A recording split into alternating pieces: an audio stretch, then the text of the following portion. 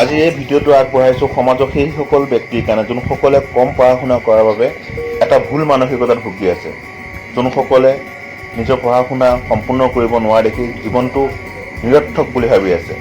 তেওঁলোকৰ কাৰণে এই ভিডিঅ'টো আগবঢ়াইছোঁ। আশা কৰোঁ ভিডিঅ'টো আপোনালোকে শেষলৈকে চাব। দুটা ল'ৰা আছিলে, দুয়োটা ল'ৰা সমবয়সী আছিলে। এটাৰ নাম আছিলে হৰেণ আৰু আনটোৰ নাম আছিলে কৰুণা। দুয়োটাই এখন উচ্চতৰ মাধ্যমিক চৰকাৰী বিদ্যালয়ত শিক্ষা গ্ৰহণ কৰি আছিল। হৰেণ অতি মেধাৱী ছাত্ৰ আছিল আৰু আনহাতে কৰুণা প্ৰতিটো শ্ৰেণীত এবাৰ নহয় দুবাৰ ফেইল নহ'বা যেনে তেনে পাছ কৰি গৈ আছিল। এই কাহিনীটো আৰম্ভ হৈছে তেওঁলোকৰ 10মান শ্ৰেণীৰ পৰা, অৰ্থাৎ ক্লাছ 10ৰ পৰা। এদিন হঠাতে তেওঁলোকৰ শ্ৰেণী কোঠাত তেওঁলোকৰ প্ৰধান শিক্ষক গৈ উপস্থিত হ'ল। প্ৰধান শিক্ষকে গৈ তেওঁলোকৰ শ্ৰেণী কোঠাটোত নানা ধৰণৰ প্ৰশ্ন সুধিবলৈ ল'লে যে আহি থকা মেট্ৰিকৰ তথা HSLC এক্সামত ল'ৰা ছোৱালীবিলাকে কেনেকৈ ৰিজাল্ট কৰিব তাৰ এটা অনুধান ল'বৰ কাৰণে।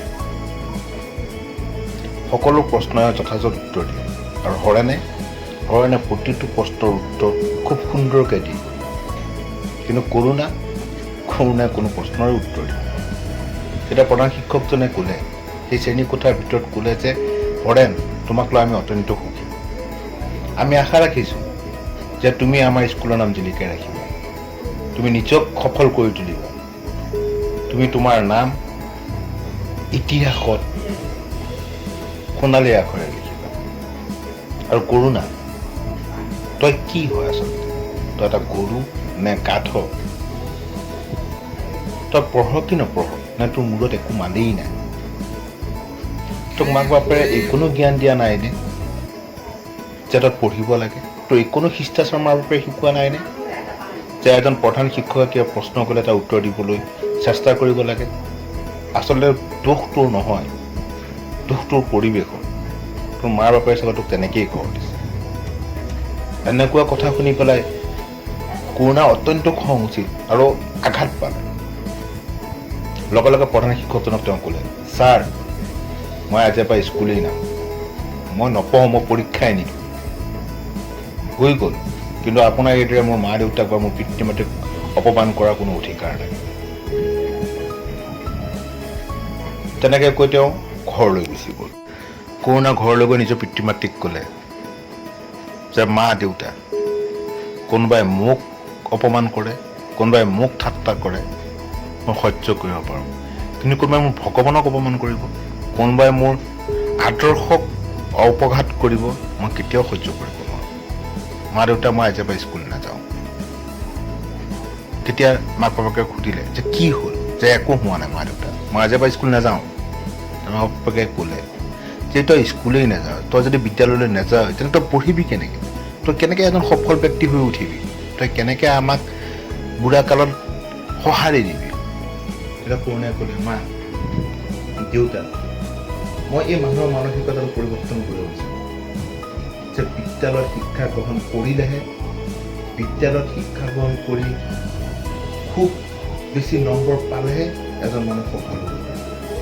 মা, মই পঢ়িম, মই নপঢ়িম বুলি কোৱা নাই, কিন্তু মোৰ কাৰণে বিদ্যা মোৰ ঘৰ হ'ব আৰু মোৰ কাৰণে মই বাণিজ্য আৰু বিজ্ঞান খুব ভাল পাওঁ।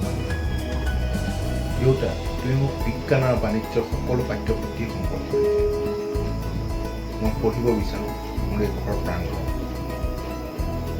প্ৰাংগণখনত মই বিদ্যামন্দিৰ কৰিব বিচাৰোঁ। বাপেকে অলেখ কষ্ট কৰি কিতাপ থকা সকলো ন কিতাপ সংগ্ৰহ কৰি উঠিব লাগে।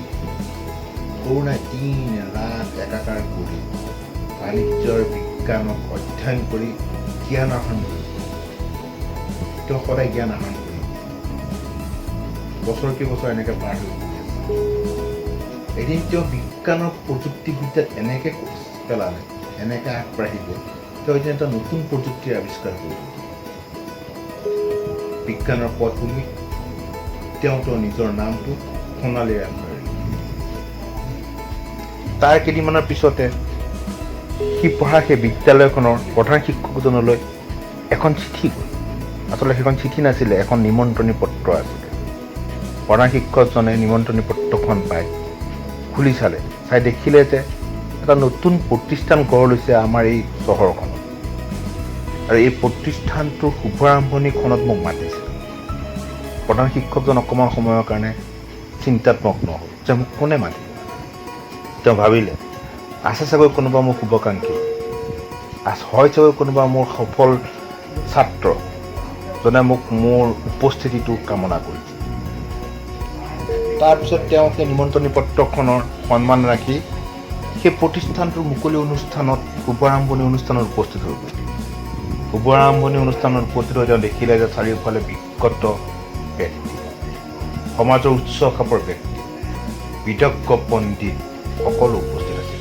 তেওঁ নিজকে বৰ হেয় জ্ঞানবোধ কৰিলে। তেনেকুৱাতে তেওঁ এটা পিছফালৰ পৰা শব্দ শুনিলে, ছাৰ আহি পালে আপুনি। তেনেকৈ গৈ কোনোবাই তেওঁ ভৰি স্পৰ্শ কৰি পেলাই, সেইজন আন কোনো নাছিলে। সেইজন আছিলে তেওঁ 10ম শ্ৰেণীৰ সেই অলগদ্ধ সেই মূৰ্খ ছাত্ৰজন কৰোণা। তেওঁ হতভাগ। তেনেকুৱাতে তেওঁ এটা শব্দ শুনা পালে। কৰোণা সন্মুখে কোনোবাই মাতিলে, ছাৰ এই বস্তুখিনি ক'ত থওঁ, আৰু লগে লগে তেওঁ চকু ফুৰাই চালে। আচলতে কৰোণাক ছাৰ বুলি সম্বোধন কৰা সেই ব্যক্তিজন আন কোনো নাছিলে। সেই সময়ৰ সেই বিদ্যালয়খনৰে মেধাৱী ছাত্ৰ হৰেণ আছিল। এনেকৈ কিছু সময় পাৰ হৈ গ'ল। কৰোণাই নিজৰ প্ৰতিষ্ঠানটো শুভাৰম্ভণি কৰিবৰ কাৰণে প্ৰধান শিক্ষক মহোদয়জনক আমন্ত্ৰণ জনালে, আৰু প্ৰধান শিক্ষকজনে সেই প্ৰতিষ্ঠানটো শুভাৰম্ভণি কৰিলে। তাৰপিছতে কৰোণাই নিজৰ ভাষণত ক'লে যে আজি মই যি সফলতা অৰ্জন কৰিছোঁ, আজি মই প্ৰযুক্তিবিদ্যাত যিখিনি জ্ঞান আহৰণ কৰিছোঁ, এয়া আচলতে মোৰ নিজৰ চেষ্টা নহয়, ইয়াৰ আঁৰত বহুত মানুহৰ অৰিহণা আছে। আৰু সেই অৰিহণাৰ মূল অৰিহণা আছিলে মোৰ অধ্যয়ন কৰা সেই বিদ্যালয়খনৰ প্ৰধান শিক্ষক মহোদয়। আৰু আজি তেওঁৱে মোৰ এই প্ৰতিষ্ঠানটো শুভাৰম্ভণি কৰিছে। ধন্যবাদ ছাৰ, আপুনি কৰা সেই অপমানৰ শব্দকেইটাই মোৰ জীৱনত জ্ঞানৰ ভাণ্ডাৰ কৰিলে।